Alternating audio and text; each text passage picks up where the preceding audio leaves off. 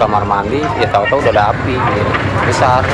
Karyawan ya masih posisi di dalam, panik, baru pada panik ini, panik semua gitu. Ini nggak mirip kayak pabrik, ini sebenarnya lebih mirip seperti gudang. Sehingga kalau kita lihat dari segi sarana, prasarana, keselamatan kerjanya memang kelihatan sangat belum memadai gitu.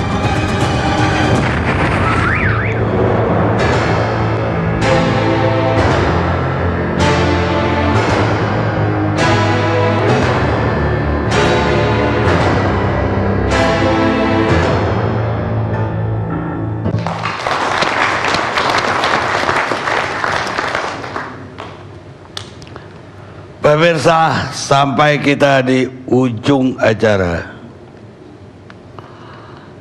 Tadi dari pihak buruh udah bicara dan mengkritik bahwa betul-betul tidak ada yang bisa bertanggung jawab terhadap tragedi tersebut. Padahal dari zaman Yunani, para pemikir itu mengatakan tanpa buruh tidak ada kemakmuran, kata Sophocles, pemikir Yunani. Dan buruhnya sendiri ternyata cuma jadi korban. Sekarang saya ke Togi Pangaribuan, praktisi hukum. Dalam kasus ini, menurut Anda, Togi, itu apa saja tanggung jawab dari perusahaan, mungkin juga pemerintah, dan apa hak buruh yang Anda bisa lihat? Dalam hal apa saja buruh bisa menuntut? Selamat malam, Assalamualaikum warahmatullahi wabarakatuh. Saya rasa tidak berulang kalau saya sampaikan duka cita kepada para korban. Juga semoga keluarga yang ditinggalkan diberikan kekuatan, ketabahan, dan utamanya paling penting keadilan. Saya langsung saja, tadi kita sudah mendengarkan banyak paparan. Ada dua tanggung jawab sebenarnya yang bisa dilihat dan dua unsur kesalahan yang bisa dilihat dan bisa dikejar. Yang pertama tentunya dari segi pidana, sudah ada penyidikan yang dilakukan, sudah ada tersangka 3 orang, sudah ada pasal 359, 188, 74, 183 yang sudah dikenakan kepada para tersangka. Saya yakin juga bahwa kalau ada indikasi lanjutan dalam penyidikan yang dilakukan terhadap adanya tindak pidana lain, misalnya tadi sudah disampaikan beberapa, misalnya Undang-Undang Ketenagakerjaan, misalnya K3, pasti akan ditelusuri oleh bapak-bapak dari Polda maupun Polri sebagaimana yang relevan. Saya sedikit saja akan sampaikan dua hal, yaitu yang pertama pidana dan kemudian lebih banyak soal perdata. Yang pidana tadi sudah disampaikan, mungkin nanti bisa berkembang lagi, Bang Karni. Mungkin nanti ada penemuan bahwa misalnya ada undang-undang lingkungan hidup atau peraturan pelaksananya yang dilanggar, yang memberikan sanksi pidana. Misalnya ada penyimpanan B3 yang tidak benar. Untuk K3 misalnya mungkin ditemukan nanti, tadi sudah disampaikan sedikit bahwa ada mungkin SOP mengenai K3, mengenai alat pemadam kebakaran baik yang berat maupun ringan, evakuasi yang tidak dipenuhi. Mungkin nanti ada sanksi pidananya ke arah situ. Saya yakin kalau ditemukan indikasi-indikasi seperti itu, aparat kepolisian tidak akan tinggal diam. Begitu juga mungkin penyidik pegawai negeri sipil apabila menemukan indikasi-indikasi tersebut, implikasi pidananya tidak hanya akan berhenti dari apa yang disangkakan sekarang, Bang Karni. Untuk yang pidana. Kemudian untuk yang perdata sebenarnya ini yang belum dieksplor, dan menurut saya para buruh, para ahli waris, para korban bisa mempertimbangkan menuju ke arah gugatan perdata, karena secara teori bisa dilakukan gugatan perdata di mana diminta ganti kerugian. Mungkin ini sesuai bahwa kalau memang ini adalah rangkaian daripada kejadian-kejadian sebelumnya yang mungkin sudah terlalu sering berulang, bisa jadi ditempuh seluruh cara ini, baik pidana maupun perdata, dijadikan test case, dijadikan contoh supaya efek deternya ke depannya tercapai.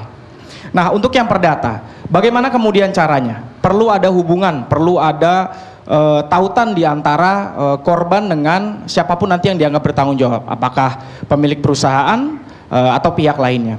Nah, untungnya pasal KUH Perdata kita pasal 1233 memberikan bahwa timbulnya perikatan itu bisa karena dua hal. Bisa karena perjanjian pada umumnya atau karena undang-undang. Dijelaskan lebih lanjut bahwa yang kalau karena undang-undang bisa karena undang-undang saja, bisa karena perbuatan manusia. Perbuatan manusia bisa perbuatan manusia yang sifatnya halal, bisa perbuatan manusia yang sifatnya perbuatan melawan hukum. Disinilah kita masuk, Bang Karni. Dari pasal 1365, perbuatan melawan hukum. Unsurnya apa aja? Ada perbuatan tersebut melawan hukum, ada hubungan sebab akibat, dan kemudian ada kesalahan. Nah, kalau kemudian dapat ditelusuri, dapat dilihat sesuai perkembangan fakta yang ada di lapangan, bahwa ada perbuatan melawan hukum tersebut, maka sesuai pasal 1365, mungkin 1370 bisa dipakai, 1371 bisa dipakai, terbitlah hak untuk menuntut ganti kerugian terhadap siapa perbuatan-perbuatan ini melawan hukum ini dilakukan dan menerbitkan kerugian bagi orang-orang tersebut, Bang Karni. Nah, siapa yang bisa kemudian dilakukan dimintakan ganti kerugian tersebut?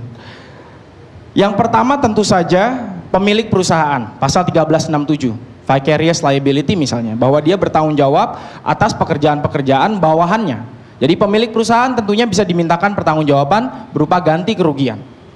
Kemudian yang kedua, Bang Karni, yang dapat dimintakan adalah, mohon maaf saya harus sampaikan, apakah pemerintah provinsi, negara dalam hal ini telah melakukan pembiaran sehingga pasal 1366 dapat berlaku di situ, sehingga dapat dimintakan juga ganti rugi, Bang Karni. Jadi itu dua yang pertama. Kemudian apakah ada pelaku-pelaku lainnya misalnya sesuai fakta? Apakah si tukang las itu bertindak atas kemauannya sendiri, atas instruksinya dia sendiri? Nah, gugatan-gugatan ganti kerugian ini bisa sifatnya ganti rugi yang sifatnya material, bisa juga yang sifatnya imaterial. Kita sama-sama tahu dalam praktek mungkin ganti rugi imaterial jarang sekali dikabulkan, tapi banyak sekali jurisprudensi pertama tahun 94, kemudian tahun 2006 ditegaskan bahwa kalau ganti rugi imaterial hanya untuk keadaan-keadaan tertentu dapat dikabulkan. Contohnya apa? Kematian, luka berat, dan penghinaan. 1370, 1371, dan 1372. Yang dalam hal ini untungnya berlaku.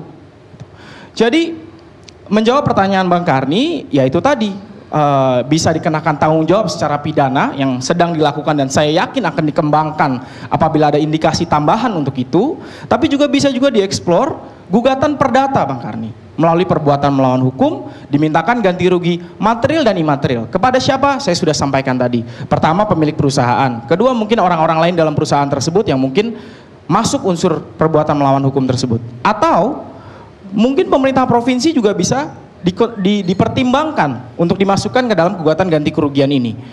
Kenapa? Ya karena ada, tampaknya seperti tadi kita sama-sama lihat, mungkin ada pembiaran, ada tugas dan tanggung jawab pengawas ketenagakerjaan yang tidak dilakukan, atau kurangnya jumlah pengawas ketenagakerjaan yang sudah dibiarkan, misalnya sudah sekian tahun.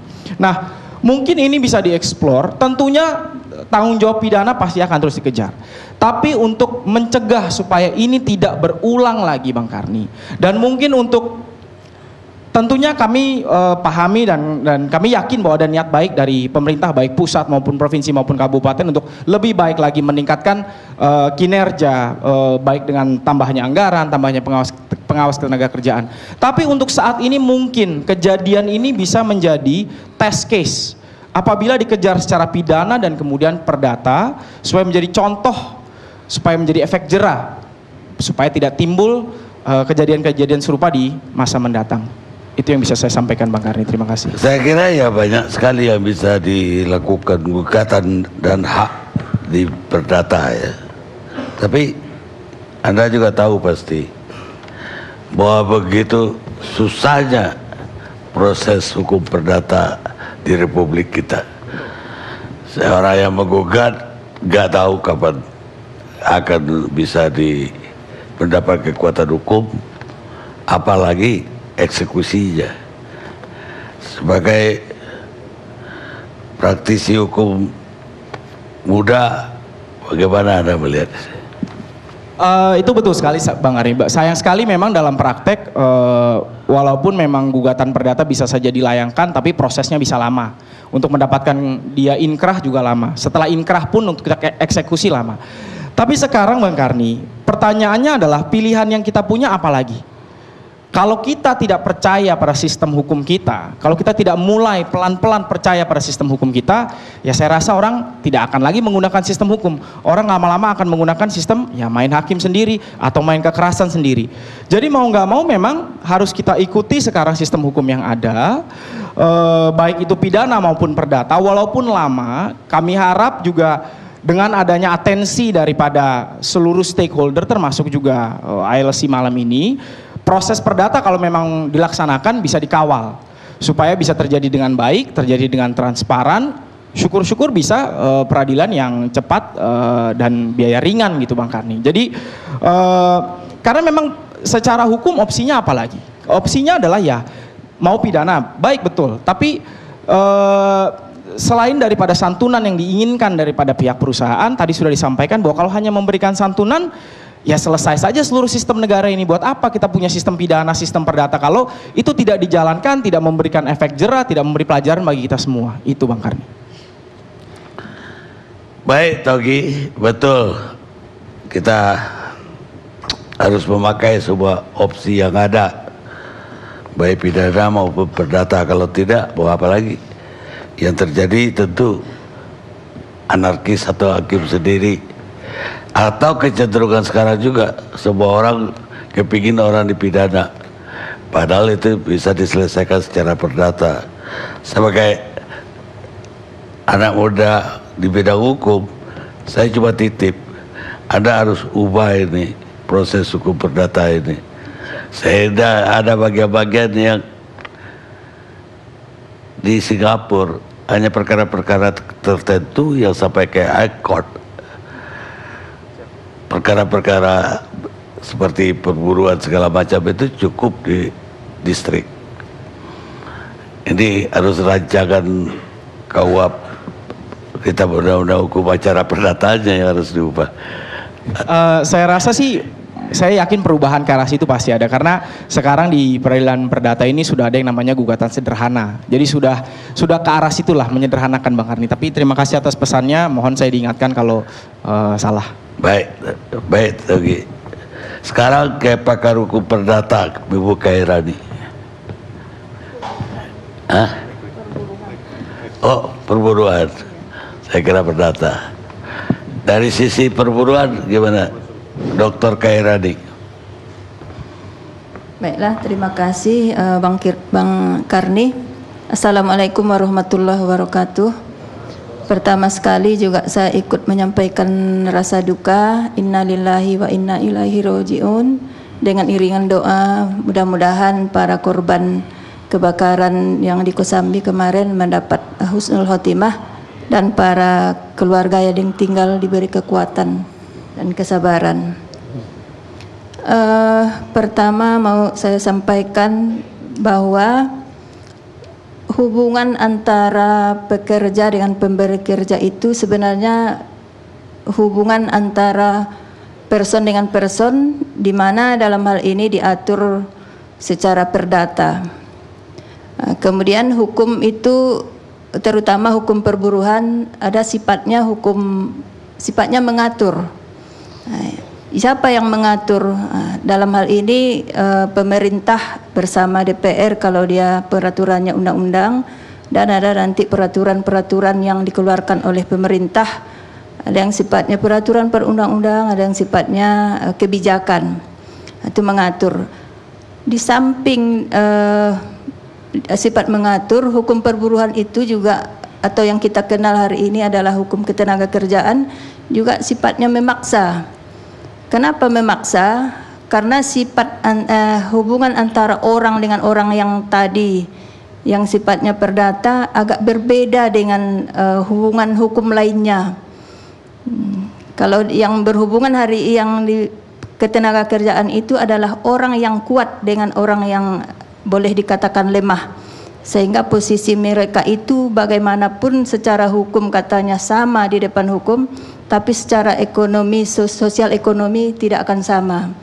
Oleh karena kedudukan yang tidak sama itulah, maka hukum perburuan itu harusnya difungsikan. Fungsinya di mana?